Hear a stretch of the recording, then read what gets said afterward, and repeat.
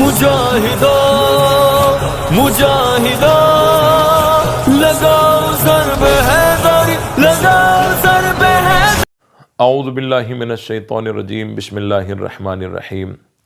یا نساء النبی لستن کاحد من النساء ان اتقیتن فلا تخضعن بالقول فیطمع الذی فی قلبہ مرض وقلن قولا معروفا وقرن فی بیوتکن ولا تبرجن تبرج الجاہلیۃ الاولی واقمن الصلاۃ وآتین الزکاۃ واطعن اللہ ورسولہ انما یرید اللہ لیذہب عنکم الرجس اہل البیت ویطہرکم تطہیرا۔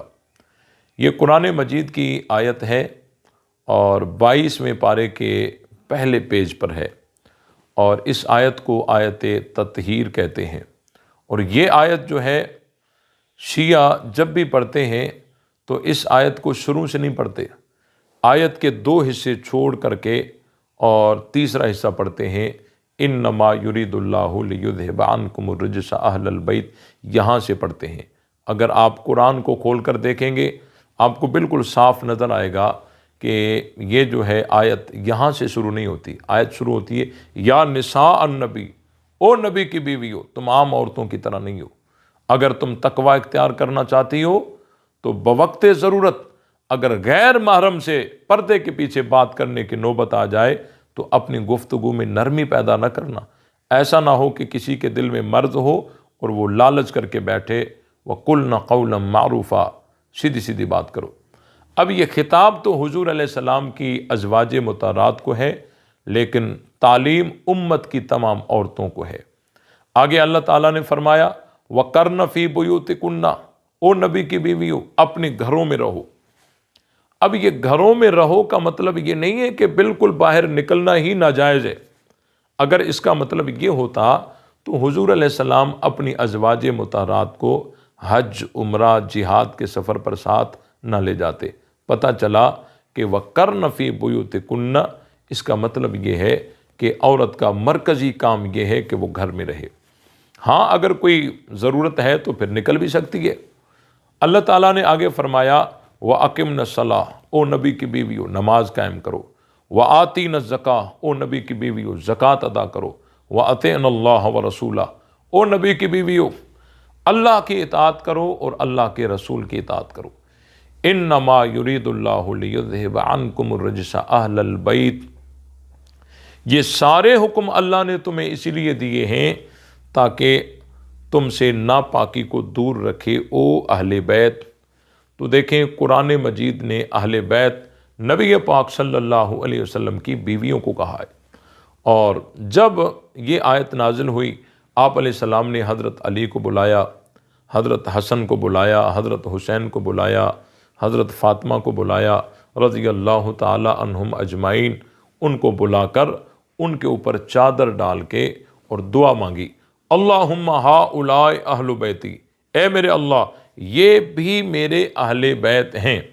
یہ اسی طرح ہے جس طرح کوئی مجھے کہے کہ مولانا صاحب کل میں آپ کے خاندان میں آ کر انعام تقسیم کروں گا، تو میرے دل میں یہ خیال آیا کہ یہ انعام اس کو بھی ملنا چاہیے، اس کو بھی ملنا چاہیے، اس کو بھی ملنا چاہیے، تو پھر میں نے ان کو بلا کے کہا کہ یہ بھی میرا خاندان ہے۔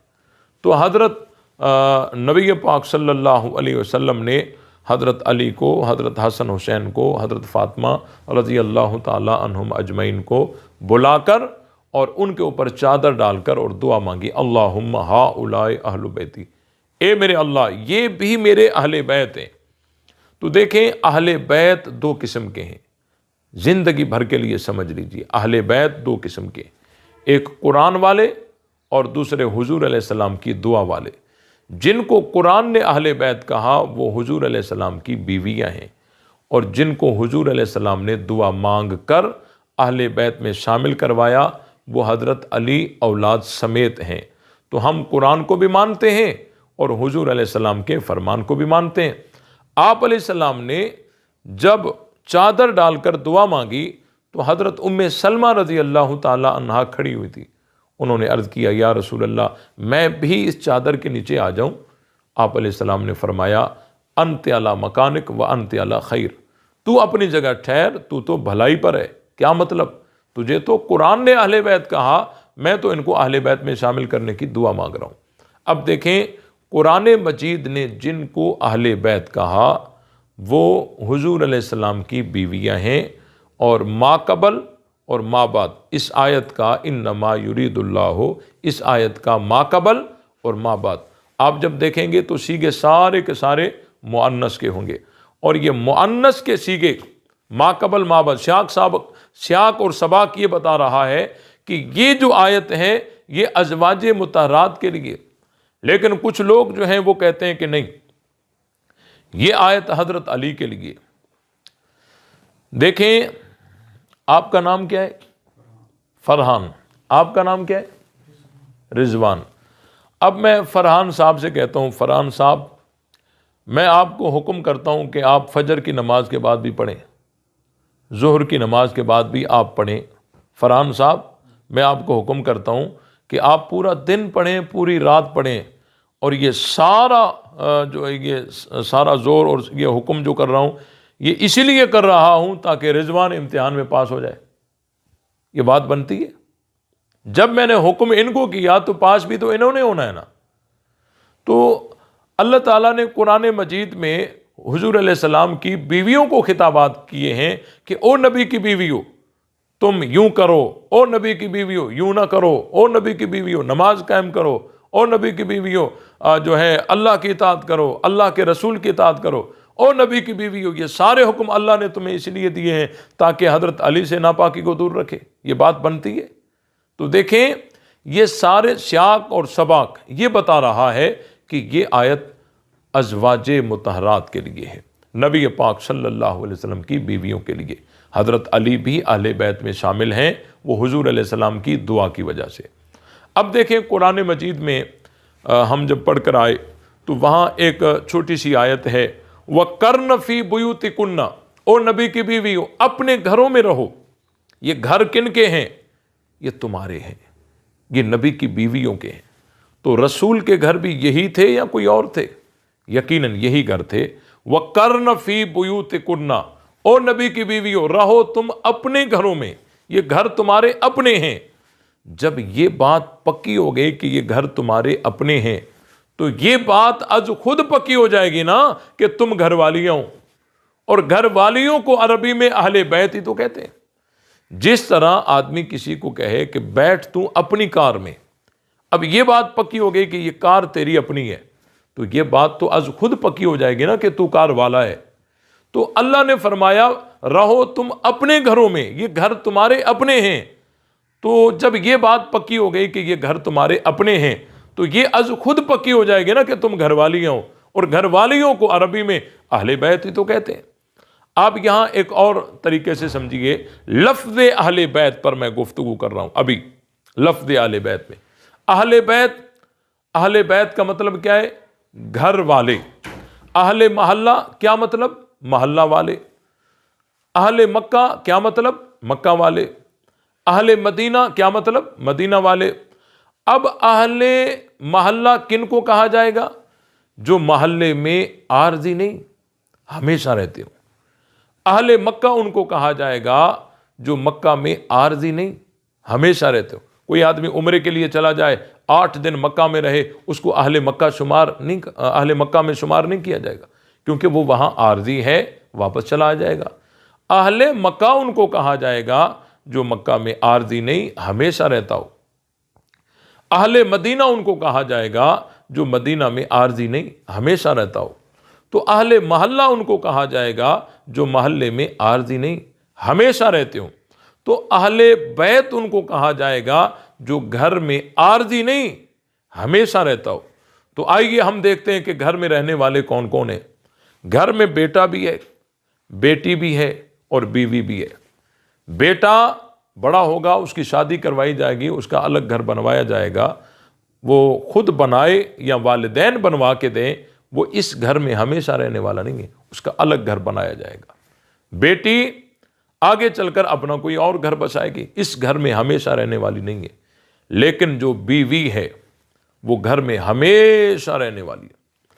ایک آدمی نے کہا مولوی صاحب بیوی بھی تو گھر سے نکل سکتی ہے. میں نے کہا وہ کیسے؟ اس نے کہا خاوند اس کو طلاق دے دے گھر سے نکل جائے گی.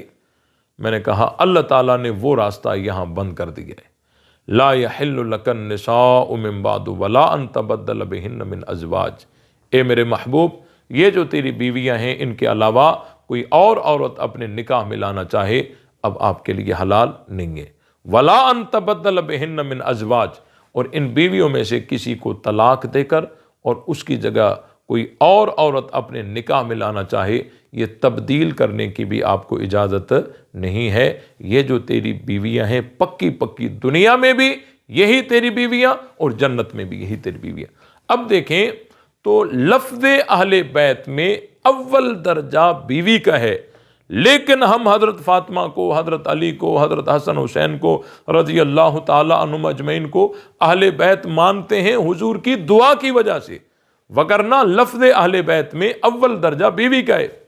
اب یہاں پر ایک اعتراض یہ کیا جاتا ہے کہ دیکھو جی انما یرید اللہ لیذہب عنکم، یہ جو کم آیا ہے یہ جمع مذکر مخاطب کا ضمیر ہے، اور جمع مذکر مخاطب کا ضمیر اس کا مصداق جو ہے وہ عورتیں نہیں ہو سکتی، اس کا مصداق تو مرد ہوتے ہیں.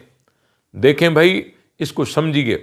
اس سے جواب سے پہلے میں تھوڑی تمثیل دوں گا کہ قرآن مجید میں حضرت ابراہیم علیہ السلام کی بیوی کو خوشخبری دی گئی کہ بڑھاپے میں اب تجھے اولاد ہوگی، تو کیا فرمانے لگی؟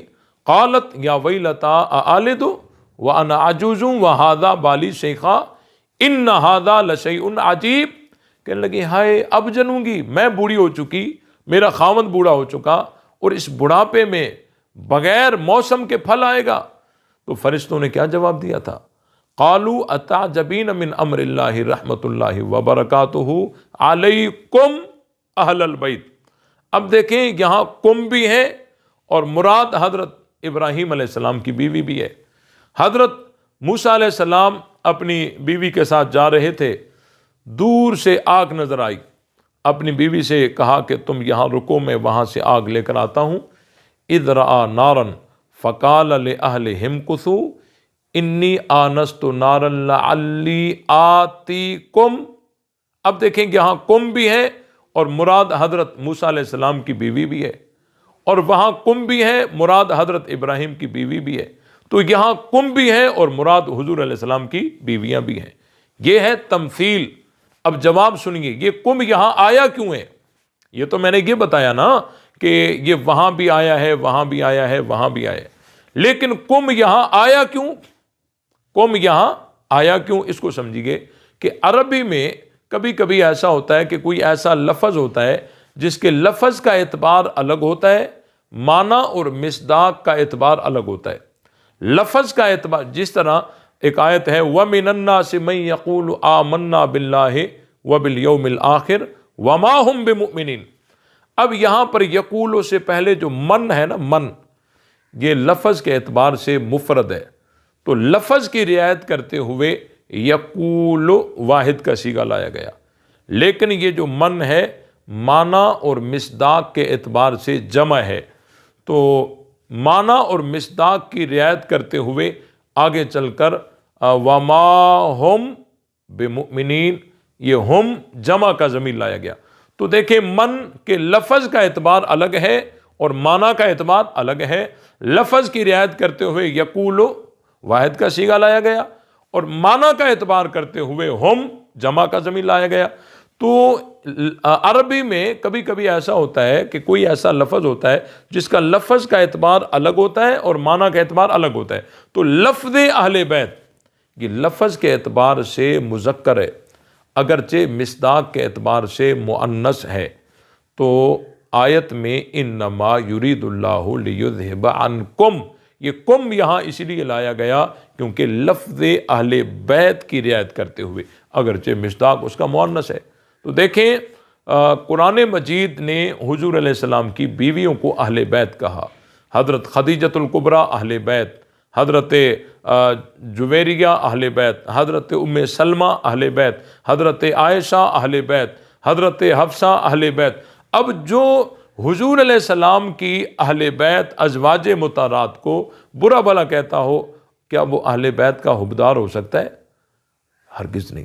تو جن لوگوں کو اہل بیت کی پہچان ہی نہیں ہے، ان کو پتہ ہی نہیں ہے کہ اہل بیت ہیں کون، وہ کیسے اہل بیت کی اتباع کر سکتے ہیں؟ تو اس لیے امید ہے کہ اللہ تعالی ہم سب کو جو ہے دین حق پر چلنے کی استقامت کے ساتھ توفیق عطا فرمائے، اور جن لوگوں کو اہل بیت کی جو ہے خبر نہیں ہے، اللہ تعالیٰ ان کو اہل بیت کی معرفت نصیب کرے، اور اس کے بعد اس کا ادب احترام کرنے کی توفیق بخشے۔ ہم سب صحابہ کو بھی اپنے ایمان کا حصہ مانتے ہیں، اور سب اہل بیت کو بھی اپنے ایمان کا حصہ مانتے ہیں۔ اشارتاً، کنایتاً، صراحتاً اگر کوئی صحابہ کو یا اہل بیت کو کوئی برا بھلا کہے گا، اپنا ایمان بچا نہیں سکے گا۔ ہم اپنے ملک میں صحابہ اور اہل بیت کی آپس میں محبت اور ان کی عظمتیں بتائیں گے تو ہمارا ملک امن کا گہوارہ بن سکتا ہے۔